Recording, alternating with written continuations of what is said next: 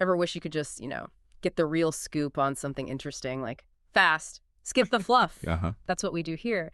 Today, we're doing a deep dive into a bit of PC gaming history that honestly still gets talked about quite a bit. Right. A game with a real attitude. We're talking about Duke Nukem 3D from 1996. Yeah, a classic.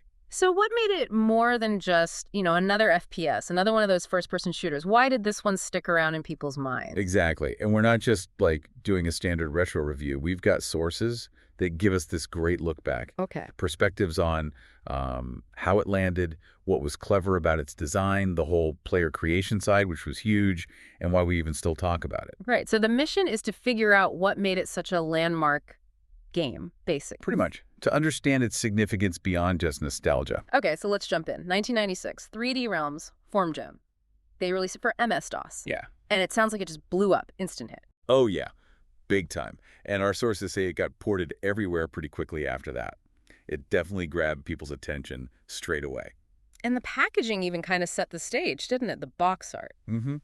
Robert Grace did the art, and it was deliberately meant to look like the Army of Darkness movie poster. Ah, okay. So right there, they're telling you it's a bit tongue-in-cheek. Exactly. It flags it as over the top, a parody, before you even install the thing. And it's described as a parody of action movies in general, right? Duke himself wasn't just some generic space marine. No, not at all. He was this mashup of all the big action stars. You had the Bruce Campbell one-liners, the Schwarzenegger build, maybe some Clint Eastwood squint. Even Roddy Piper's attitude from They Live, it's quite a mix. Why do you think that works so well? Well, I think it tapped into something everyone recognized, Yeah. Those action hero cliches. Uh-huh. And Duke just cranked it all up. Made it obvious the game was having fun with the genre, not just being part of it. But the whole experience started before you even played, just opening the box. Oh, right. The physical stuff. I remember that bright yellow CD. Atomic yellow, yeah. And the registration card, a coaster advertising the 10 multiplayer network. A mouse pad, too. It felt like a real event getting this box. It did. And the manual wasn't just controls. It had lore, enemy descriptions, gun details, even AOL keywords. AOL keywords. Wow. That dates it. But it shows how they were building this whole world around the game. Totally. And there's that photo of the dev team with someone dressed as Duke. One source jokes it's like a predestination paradox, them meeting their creation. Yeah. It all adds to that feeling of being in on something fun, something a bit rebellious. Yeah, I think so. And then you start the game itself. Bam. That nuke symbol, the explosion is so fast. And the title words slamming down one by one with that theme tune. Grab Egg by Lee Jackson. Instantly recognizable, pure adrenaline, sets the tone perfectly. Absolutely. It's like a shot of caffeine. And the story, super simple. Found it in the help section even. Right. Aliens interrupted Duke's vacation, basically. Pretty much. They shot down his ship after he beat them last time. So now he's mad. Classic revenge plot. Perfect excuse for, well, everything that happens next. So, okay, you're in the game, and the core loop is familiar, right? Go through levels, shoot stuff, find keys, solve basic puzzles. Yeah, very much in the vein of Doom and other FPS games of the time. Find the red key, find the blue key. But the sources all say Duke 3D just piled layers of Well, awesome on top of that. That's the key difference. It took that formula and injected so much personality.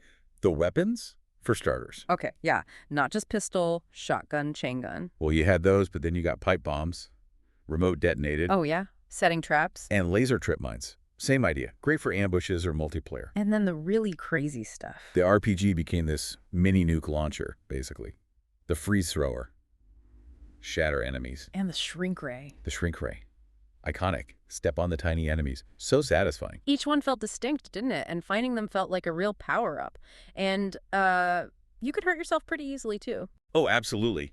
Blowing yourself up with a pipe bomb, shrinking yourself by accident, added this layer of, like, slapstick danger. It wasn't just about raw power. It was about using these tools, sometimes clumsily. Exactly.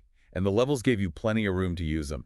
3 episodes, really varied locations. Yeah, you weren't just in corridors. You had, like, prisons, city streets, those infamous strip clubs. Moon bases, just really diverse settings. And the levels themselves felt sprawling, encouraged you to explore. Mm-hmm. Lots of secrets hidden away, Easter eggs everywhere.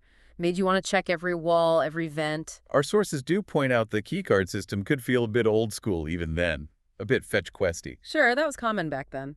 But Duke moved fast, and you had items like the Oh steroids. yeah, the steroids. Suddenly you're super fast, and your kick becomes lethal. Changed the whole feel of movement, made backtracking less tedious, maybe. And the jetpack, that was a game changer for exploration. Totally. Opened up verticality in a way few games did, reaching secrets high up, flanking enemies. Then the more utility items. Medkits, obviously. Protective boots for slime or lava. Scuba gear. Night vision goggles, which just made everything bright green, basically. Yeah. Enemies, important text. Kind of funny, yeah. And the Holoduke. The hologram decoy. Maybe less vital in single player, but amazing for tricking people in multiplayer. Right. But the enemies were just as memorable as the weapons, weren't they? Oh, definitely. Each one looked and sounded unique, and their behaviors were distinct. You had those lizard guys, the basic troopers, who'd sometimes fake death. Yeah, the assault troopers. They'd fall down, you'd walk past, then bam, shot in the back. Sneaky. And the pig cops.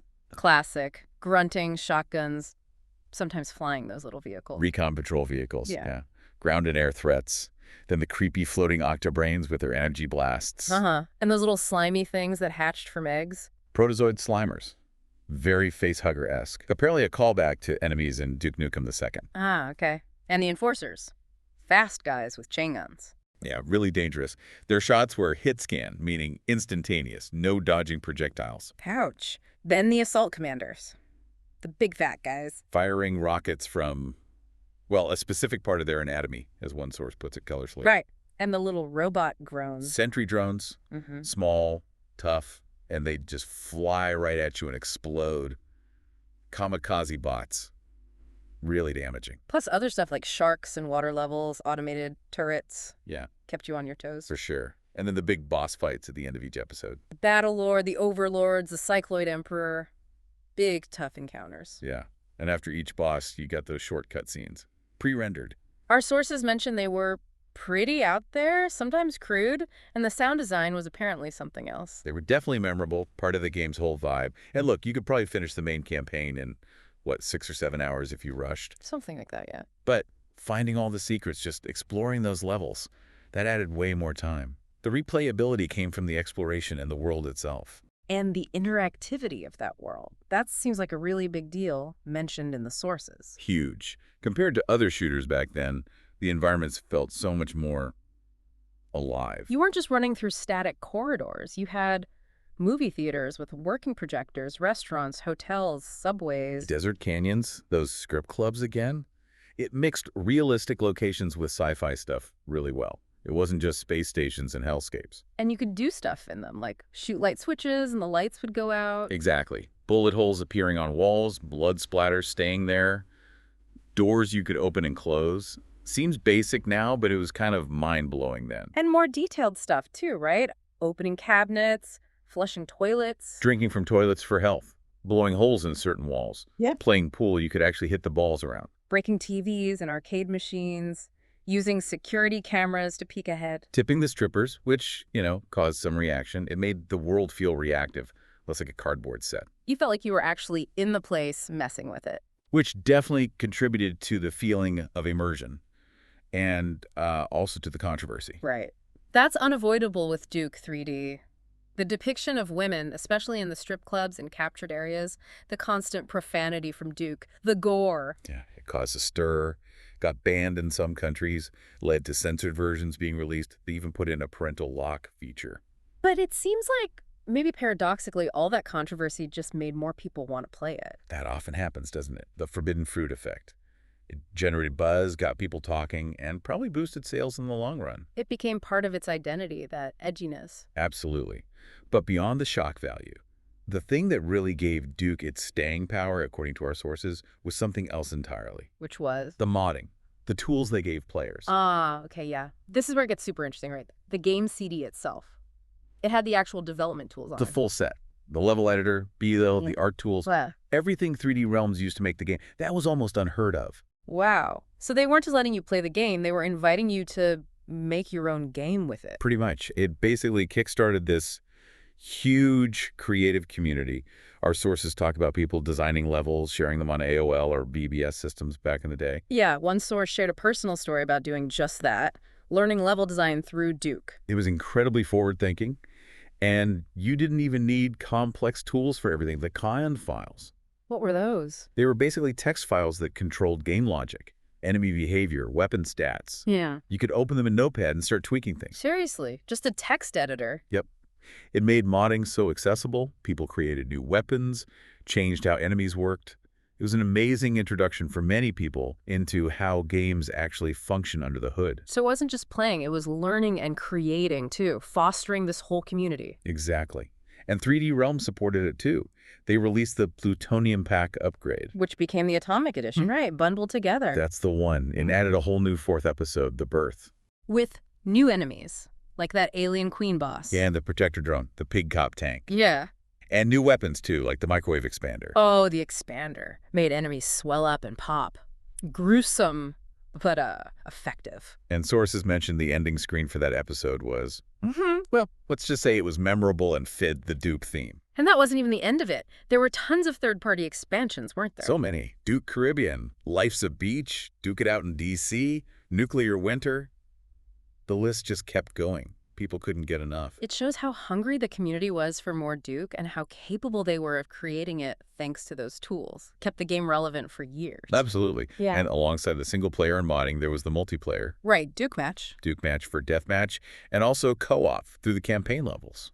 How did you connect back then? Modem? Modem, yeah, or a direct serial cable link between two PCs. Or you could use online services like 10, the Total Entertainment Network. Duke Match sounds like it would have been pure chaos, especially with those weapons and items. Oh, totally. Yeah. Imagine setting trip mine traps, using the Holoduke to fake out opponents. Shrunk players running around. It was frantic fun. And they included bots, too, so you could play deathmatch against the computer. Yep, AI opponents. Good for practice, or just some quick action if you didn't have someone to play with. Getting that original multiplayer working today sounds like a challenge. Modems and serial cables. It's definitely a retro tech project. But thankfully, the modern versions make it easy. Like the Megaton Edition or the newer World Tour. Exactly. They have built-in online multiplayer, servers, matchmaking, much simpler. And you can usually still find people playing, especially on PC or maybe console versions, and through fan communities. So even today, there are lots of ways to actually play this game. Oh yeah. Digital stores sell re-releases. Then you have source ports, like Need Duke 32. What do source ports do? They're fan-made projects that basically rebuild the game engine for modern systems. They often add features like better graphics support, widescreen mouse look, stuff like that, while keeping the core gameplay intact. Ah, okay. And things like high-res texture packs, too. Yep, the high-resolution pack completely overhauls the visuals if you want a sharper look. Or you can just run the original DOS version in an emulator like DOSBox for the pure 1996 experience. Lots of options. So let's try and wrap this deep dive up. What's the big picture here? Duke Nukem 3D. It wasn't just another 90s shooter. Not at all. It was this, like, perfect storm. You had the really solid FPS action core. Right. The shooting felt good. But then you layered on the over-the-top, self-aware humor. The character. The action movie parody stuff. The incredibly interactive environments that just felt way ahead of their time made the world seem real in a weird way. Uh-huh. And crucially, those modding tools. Yeah. Giving players the keys to the kingdom. That built a legacy few games manage. It feels like all those pieces together, the humor, the action, the interactivity, the modding, created something more than the sum of its parts. I think that's right. Its influence was pretty significant. That level of world interaction, the focus on character and attitude, the embrace of modding. You can see echoes of that in games that came later. In the parody aspect, let it get away with things. A more serious game couldn't, maybe. Arguably, yeah. It set its own tone, and you were either on board with the ride or you weren't. So for you listening, hopefully this dive into Duke 3D gives you a sense of why it was such a big deal, why it's more than just nostalgia. Yeah, even looking back at a game from '96 can offer some really interesting insights, right, about game design, about how communities form, about what makes a game stick. Those aha moments about why something works so well. Exactly. Which leads to a final thought maybe for you to chew on. Okay. How did Duke Nukem 3D's whole vibe, that interactive, kind of crude, unapologetic world, actually influence what came next? What parts of it still feel surprisingly fresh or relevant when you look at games today? That's interesting. Maybe it's worth revisiting or checking out some of that modding scene that's still out there. Could be fun. It's definitely a unique piece of gaming history.